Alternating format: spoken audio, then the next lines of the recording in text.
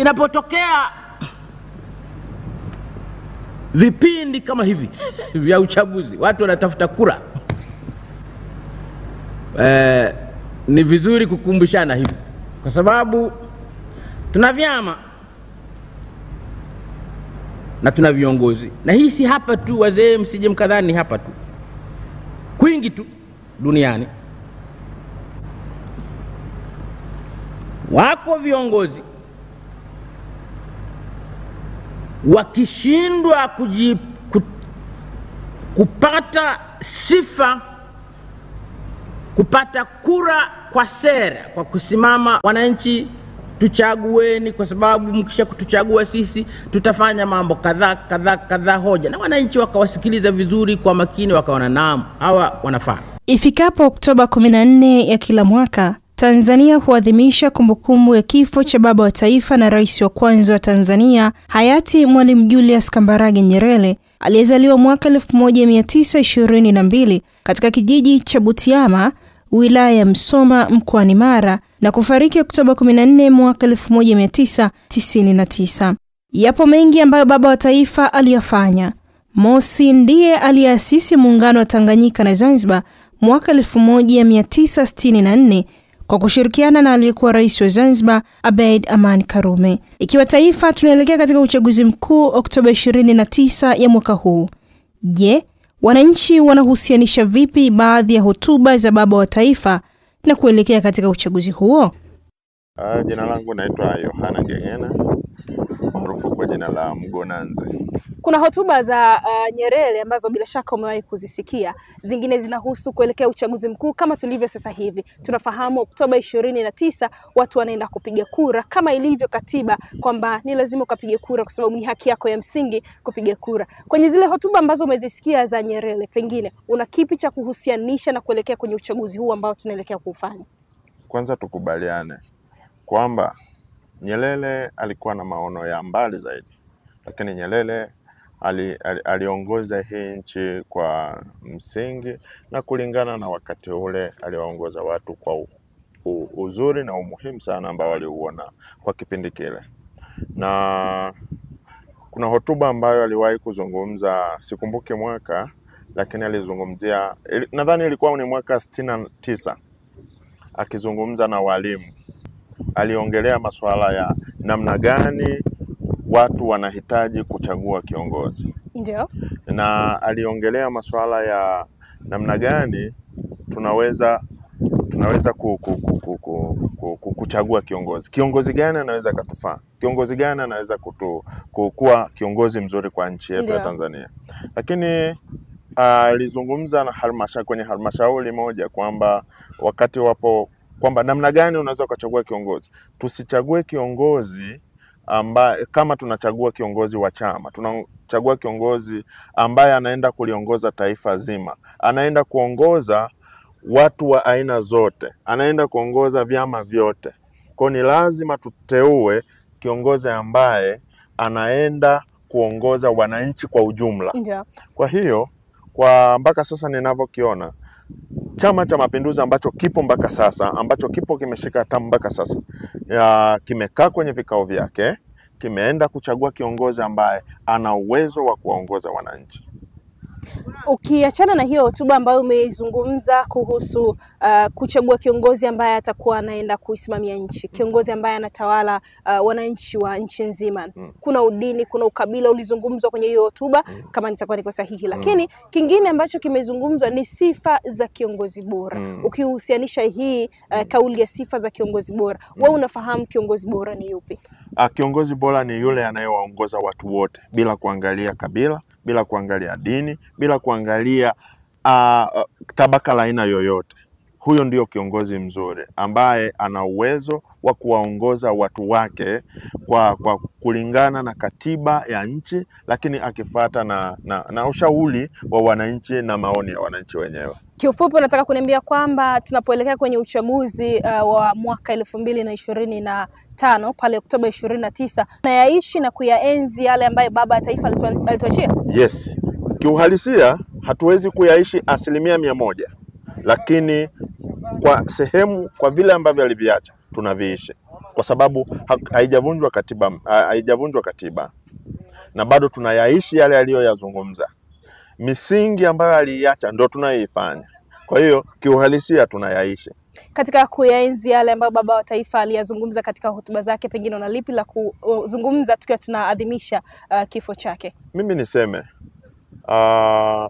Rais hayati Mwalimu Julius Kambarage Nyerere, baba wa taifa hili, mwalimu ambaye aliongoza hii nchi kutoka mwaka 60 kutoka kwenye uhuru mpaka anapofikia hatamu mwaka 85. Kiuhalisia bado tunahitaji sana watu wa design yake wengi sana ambao wanaweza kulisaidia hili taifa. Tunahitaji watu wa aina ya kwake. Tunahitaji watu waliokuwa na maono ya kesho. Kwa sababu kama una kumbukumbu nzuri, alishawahi kuambia wale wawekezaji kwamba haya madini kama hamta ridhia kile kitu ambacho nakitaka mimi, acheni, watakuja kuchimba watu wangu huko mbele. Maana yake alitazama umbali zaidi kwamba kuna kitu ambacho wanaweza kutuibia leo lakini wakaja kuathirika vitukuu na watoto huko mbele. Baba bora ni yule anayeangalia kesho, sio anayeangalia leo. Asante. Kwa jina naitwa Bosco Juma Madege. Mimi ni mkazi wa Iringa mjini hapa. Kuhusiana na kifo cha baba taifa, tukichukua zile hotuba alizozungumza kipindi akiwa hai na mwelekeo tunakoelekea kwenye uchaguzi. Ndio.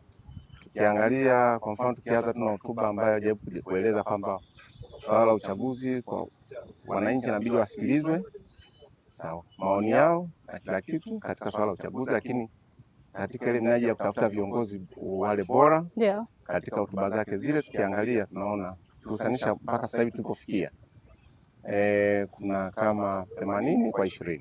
Ukiwa unamaanisha nini? Nilikuwa namaanisha kwamba mambo ambayo tumeshafikia katika hotuba za baba taifa ni 20%. Yaani hajafika, maana yake 80 bado hajafikia. Tunamaanisha kwamba kwanza wananchi kwanza wana maoni yao. Ndio. Kwanza wana madai ya katiba, lakini vile vile uhusika wao katika masuala ya uchaguzi bado umekuwa ni mdogo sana. Tumeshaona chaguzi kadhaa zimepita hapa. Unakuta kila ikifikia muda unakuta serikali za mitaa imepita watu wa staili moja wote. Lakini vile vile unakuta tena katika uchaguzi mkuu unakuta watu wamepita staili ile ile wote.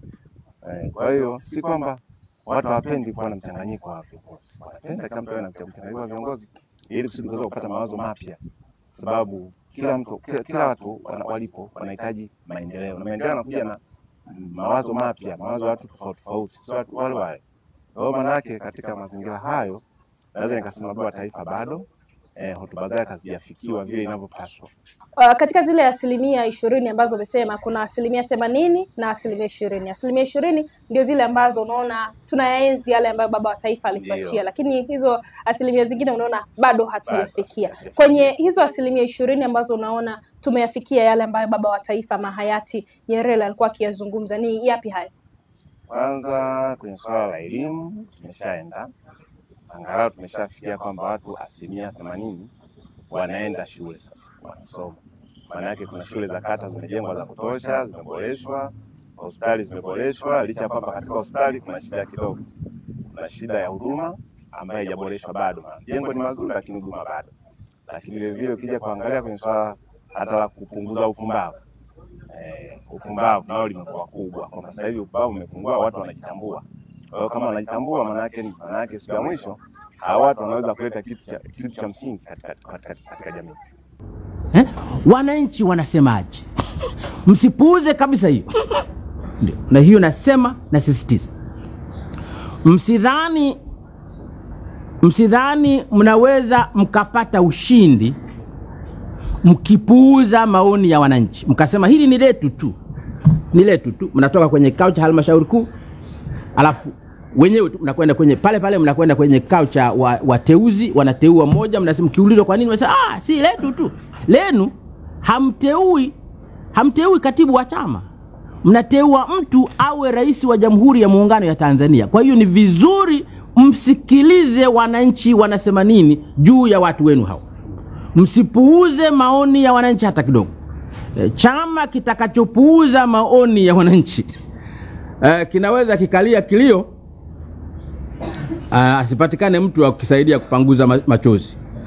Na ninachowaambia CCM, nawaambia vile vile na vyama vingine vile vile, lazima msikilize wananchi wanasema nini. Jina naitwa Neema. Ndio, maoni yako ni yapi kwenye maadhimisho haya ya kifo cha baba wa taifa? Kwa sababu alitutendea mambo mema katika nchi yetu, Ndio. katika taifa la Tanzania hili, na ndio maana tunaendelea kumkumbuka. Wewe utamkumbuka kwa lipi? Mimi ndamkumbuka kwa alivyotenda katika nchi hii, tulipata uhuru, na hata sasa katika uongozi huu ninaomba tuendelee kutunza amani yetu ya Tanzania, tuwe na amani. Hata kwa viongozi tunaowachagua, yamkini kiongozi alikuwa anahitaji kuchaguliwa akawa hajachaguliwa. Ninaomba amani itunzwe, awe na amani, na yeye atachaguliwa tena awamu inayokuja. Mtazamaji, kama unavyofahamu, tumekwambia tutazunguka kuzungumza na wananchi mbalimbali maoni yao kuhusu kumbukumbu ya baba wa taifa Mwalimu Julius Kambarage Nyerere. Niko na mwananchi hapa akiwa anaendelea na shughuli zake za kawaida. Zipo hotuba mbalimbali ambazo na yeye anasema amewahi kuzisikia za baba wa taifa. Anatamani kulinganisha ama kuhusianisha kila kinachoendelea sasa hivi kuelekea katika uchaguzi mkuu unaotarajiwa kufanyika Oktoba 29 ya mwaka huu. Karibu, kwanza tukufahamu jina lako. Ongeza kidogo sauti alafu mtizame. Kwa majina naitwa Robert. Ndio. Umezisikia hotuba mbalimbali za baba wa taifa? Nimezisikia. Ndio. Baba wa taifa ameongea hotuba ambazo sasa inabidi tuzichukulie kama alivyoongea yeye. Ndio. Lakini sasa nakuta sehemu sasa hatuzifuati ile hotuba za Mwalimu Nyerere. Tunafanya mambo ya sasa si wenyewe tunavyoamua. Ndio. Hapo sasa wananchi wanafika sehemu wengine wanataka kukata tamaa. Kama uchaguzi wanataka tufanye uchaguzi, kila mtu achague ana mtu anayemtaka, nakuta sasa mambo hayaendi vile. Ndio. Ungepewa nafasi ya kuhusianisha sasa tunapoelekea katika uchaguzi mkuu na hiki kinachoendelea, wewe maoni yako ni yapi? Nini kifanyike? Yaani kufanyika hakuna, kufanyika tu uchaguzi ufanyike kama ulivyoandaliwa na watu wajitokeza kupiga kura kama kawaida. Kama serikali hivyo idhinisha watu uchaguzi ufanyike na watu kupiga kura. Mimi naitwa Mdegera. Karibu sana. Asante. Nasema hivi, tuko kwenye kipindi cha uchaguzi. Tunaelekea kwenye kipindi cha uchaguzi. Yes. Na watu saizi wako kwenye kampeni wakitoa mawazo yao watatufanyia nini. Ndio. Sasa nianze na kwanza na wale ambao tuseme vyama, nikisema naomba kwamba vyama vya upinzani, kwa sababu kila chama kipinzani cha mwenzake, si ndio maana yake? Ndio. Yeah. Sasa unakuta mtu anasema kwamba mimi nitakapochaguliwa nikiwa rais nitagawa shilingi 500 nafikiri. Mwingine anasema tagawa eka 500 kwa vijana. Mwingine anazungumza kwamba yeye atagawa bajaji kwa kila kijana. Sasa unauliza, je, vijana wa Tanzania wako wangapi? Na hizo hela za kugawa hivyo vitu vinapatikana wapi? Shilingi hiyo 500 kwa kila mwananchi kwa kila mwezi zinapatikana wapi? Naliacha. Kwa hiyo hapo kafala naposiona kwamba hapa ni mtu anatafuta kula, ni kwamba tafuta ashinde na yeye ashibe. Tunakuja kwa chama tawala, anasimama rais anatangaza sera zake, na anasimama mbunge naye anaomba achaguliwe. Unakuta mbunge alikuwepo kwenye kipindi kinachoisha, ni kwamba sasa anarudia cha pili cha tatu, lakini anazungumza kwamba nitafanya 1 2 3, nitaleta maji barabara. Sasa hivi kwa nini uzungumzie saizi ulikuwa shaka mbunge miaka 5, ulikuwa miaka 10? Haya mambo bako kujizungumzia kwa nini kasi alikuwa tayari nayo singekuwa umeshaanza tunayaona. Kwa hiyo wakati fulani tunasema wajaribu kuangalia vile vya vigeni, vile ambavyo tunaona kabisa mtu anasema barabara miaka 10, barabara ile kila zungumzia. Maji changamoto ya kila siku tunayo, kama kumesema ambayo maji yana shida. Kwa hiyo wakati fulani tunaona kama tunadanganywa. Ukihusianisha sasa hotuba za baba wa taifa na hiki kinachoendelea, wewe maoni yako ni yapi? Maoni yangu nilikuwa nasema baba wa taifa alikuwa anazungumza wakati alikuwa ametoka kupata uhuru, alikuwa na wakati mgumu kidogo wa fedha, hata fedha pia. Lakini kwa sasa hivi uchumi tunao, labda tunashindwa kutumia mali asili tulizo nazo. ambazo ndo maana hata mtu anayesema kwamba ataleta pikipiki sawa hela anategemea maliasili tulizo nazo. Kwa hiyo mimi na baba wa taifa tukifuata baba wa taifa ni kweli kwa sababu alikuwa anaunda serikali ndo anaanza kutoka kwenye ukoloni. Alinategemea kwamba wale ambao mpaka leo hii ambao wanaendelea na utawala ngoko wanafuatia maoni ya baba wa taifa tungelikuwa mbali. Sasa kama tunaimba kwamba nitafanya hivi wakati siku zote vinafanya hivi. Sio kwamba hawajafanya vitu lakini tunaona kwamba wakati fulani wanatudanganya wanaposema leo utafanya hivi. Wangekuwa sasa nitaendelea kufanya hivi lakini sio kusema nitafanya wakati yeye mwenye barabara toka aanze kuimba. Toka anaingia mbunge anakuambia mimi nitaweka barabara, nitaweka maji. Tunaona kama wakati fulani wanatupotezea muda. Pia kwenye hotuba za baba wa taifa amekuwa mara kadhaa akizungumza pia kuhusiana na kiongozi bora. Wewe kama mwananchi, kwako kiongozi bora ni yupi? Kiongozi bora anayejali wananchi na mambo muhimu sana mtakao kuwajali wananchi. Upande wa afya tegemea kwamba sasa hivi mtu asiende hospitali. Unajua mtu wakati mpaka anakufa kwa sababu anakupa hospitali kwa daktari sikusajili ulipe hela. Mpaka lao ungewe mtumishi ulikuwa bima au kama una mtoto anayefanya kazi labda na bima akulipie. Vinginevyo kama una mtoto ambaye hana bima na maana bado tunde. Kwa hiyo ni vitu muhimu sana upande wa afya na ni muhimu. Leo hii tungekuwa tunategemea toka mwaka 60 tupate tungekuwa tunatibiwa bure. Mtu anaenda hospitali anatibiwa. Serikali ingao imeshajiimarisha kutafuta za kufanyia matibabu. Tukija hata swala elimu pia. Swala elimu tumetoka mbali sasa hivi ndio watoto wanasoma bure. Kwanza unajue kwamba leo una gharama za kusoma. Nashukuru kwamba saa hizi ndio wanasoma bure nafikiri. Angalau vyuo vikuu sio kwamba anapata asilimia, mwingine anapata asilimia 20, mwingine 50 ngapi. Tungekuwa nayo kusingekuwa na sema na sifa za kuingia chuo kubwa asome bure kwa sababu kwanza uwezekano wa kupata ajira ni mchache. Wasome wapate elimu kusudi waje wafanye shughuli zao kwa kutumia elimu na maarifa waliyopata vyuoni. Neno moja kwenye maadhimisho haya ya kifo cha baba wa taifa kutoka kwako ni lipi? Nilikuwa nasema kwa kama sufuate yale ambayo aliyaona tuendelee kumwenzi kwa yale mema aliyofanya. Na ni kweli alifanya kwa sababu ni mtu ambaye alikufa hata utajiri hana. Tofauti na viongozi wengine wanaofuata.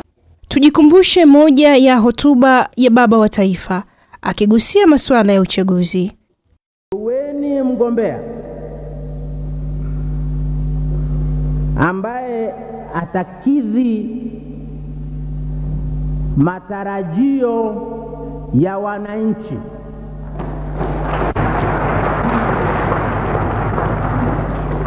Acha matarajio yako wewe mpiga kura. Tupeni mgombea ambaye atakidhi matarajio ya Watanzania. Watanzania wanataka mabadiliko.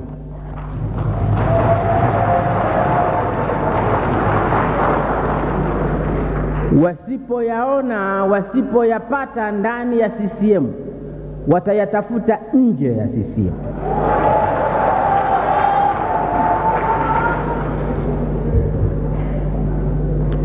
Watanzania kuna mambo wanataka uongozi wa awamu ya 3 uyafanye.